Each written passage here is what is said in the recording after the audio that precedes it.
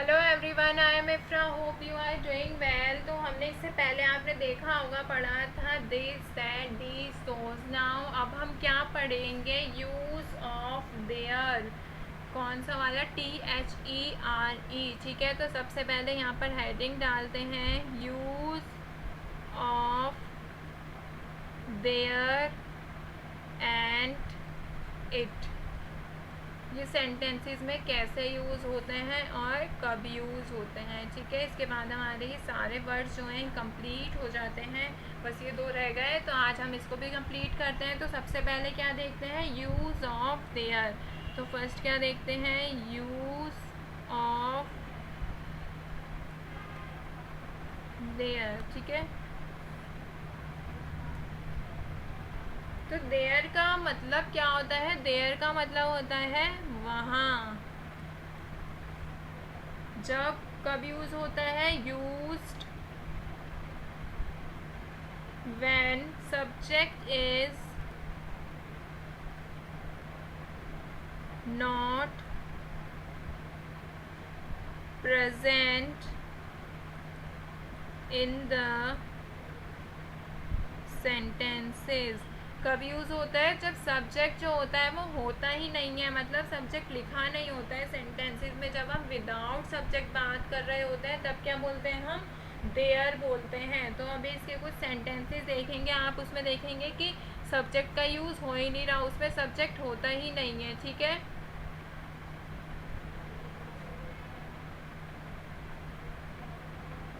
तो क्या देखेंगे? सबसे पहले एग्जाम्पल नंबर 1 देखते हैं। एग्जाम्पल जैसे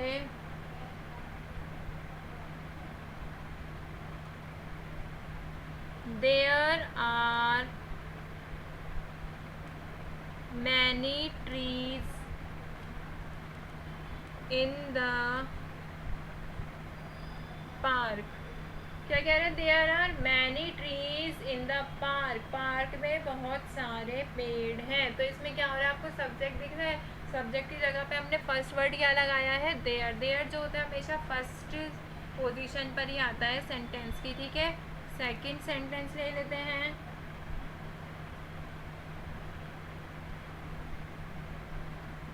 देयर इज नो डाउट। तो क्या कह रहा है? इसमें डाउट नहीं है। There is no doubt. ठीक है, थर्ड सेंटेंस देखते हैं।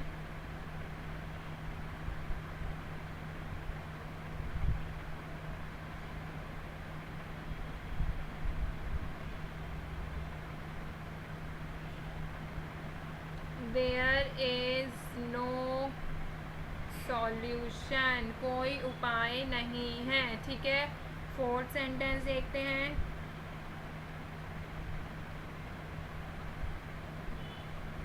There is no vacant place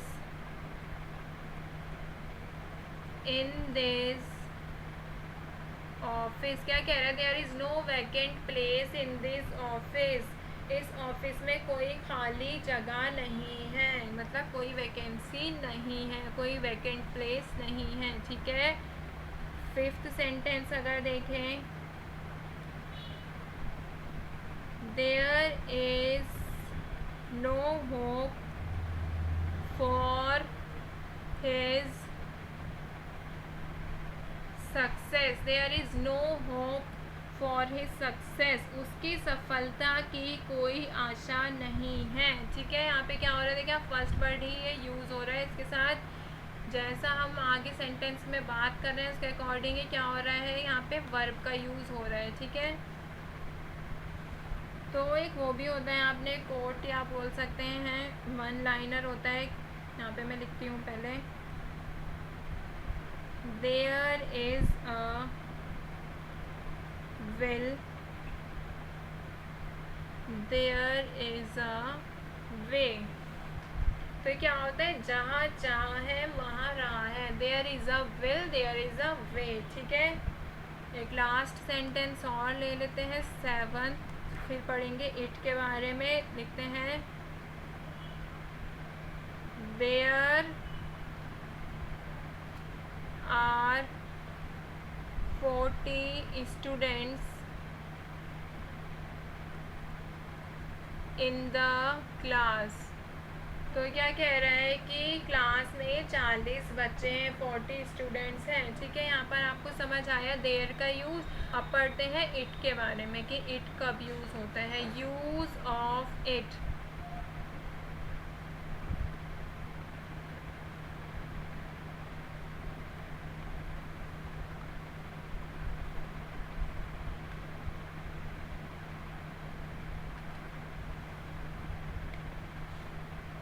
तो इट का यूज़ किस लिए होता है? टाइम के लिए, मौसम के लिए, या फिर नॉन लिविंग थिंग्स के लिए। तो यहाँ पे लिखते हैं यूज्ड फॉर टाइम,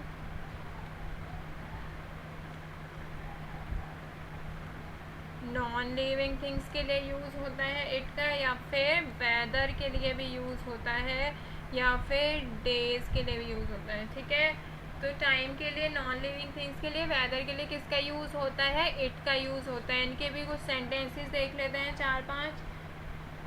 जैसे ले लेते हैं इट्स 12 o'clock नाउ। तो क्या कह रहे हैं? अभी 12 बजे हैं। जब हमसे कोई टाइम पूछता है तो हम ये बोल सकते हैं ना, it's 12 o'clock now, it's 8 o'clock now, कि अभी 12 बज रहा है, 8 बज रहा है, जो भी टाइम हो रहा होता है उसके अकॉर्डिंग हम उसको आंसर कर सकते हैं। तो इट का यूज़ उसके लिए भी होता है।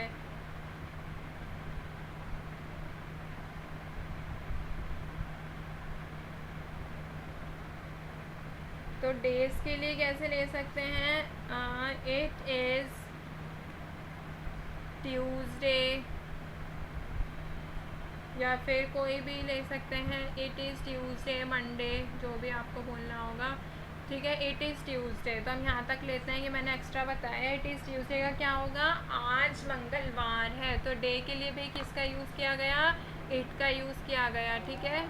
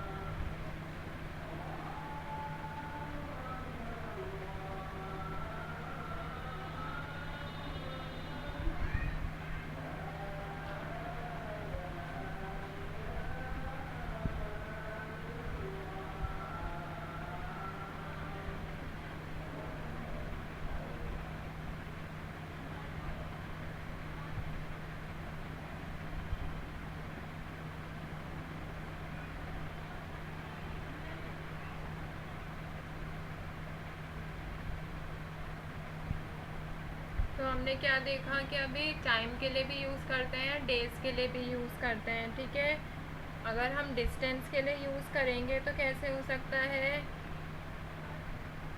It's 10 miles from the city, city से 10 मील दूर है, डिस्टेंस बता रहा है, ठीक है। और देख लेते हैं fourth sentence non living things के लिए।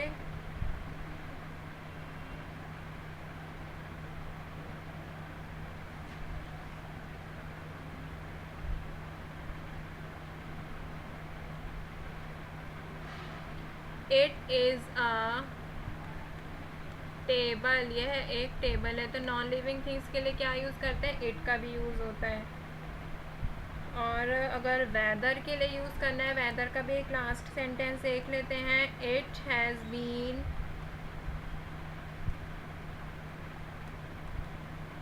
Raining for 3 days। तो ये क्या कह रहा है, एक बार इसको देखते हैं। लास्ट सेंटेंस वेदर के बारे में क्या कहता है, it has been raining for 3 days, कि पिछले 3 दिन से बारिश हो रही है, ठीक है।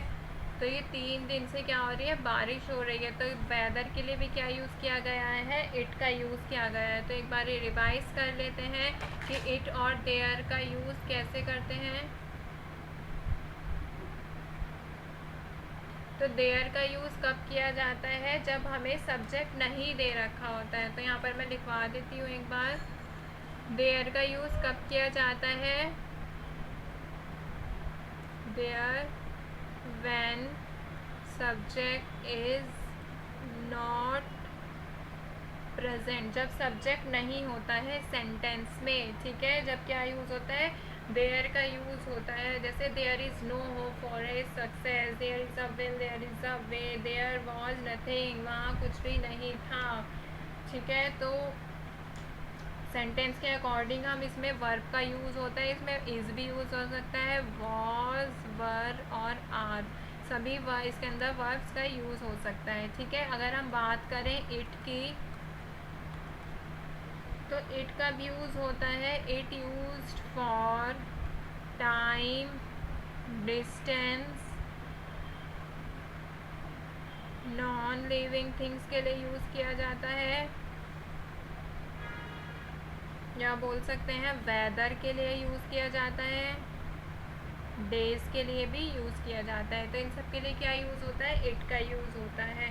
तो हमने सभी तरह के वर्ड्स देख लिए हैं जो हम अपने डेली लाइफ में यूज़ करते हैं। This, that, these, those, he, she, may, your, and आज क्या देखा था, देयर और इट। तो मिलता है नेक्स्ट वीडियो में। Stay tuned and thank